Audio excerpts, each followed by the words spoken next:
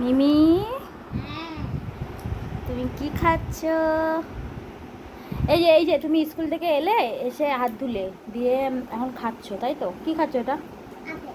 Apple. আচ্ছা, apple খেতে ভালোবাসো? হুম, ভালোবাসো?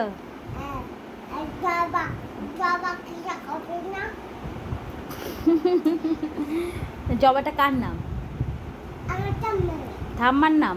তাহলে ঠাম্মাকে ওরকম বলতে হয় জবা? ঠাম্মি বলতে হয়, বলতে হয় ঠাম্মি। ঠিক আছে।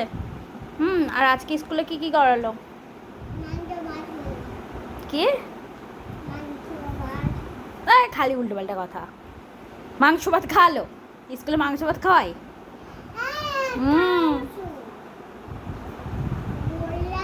ড্রয়িং করেছো? ড্রয়িং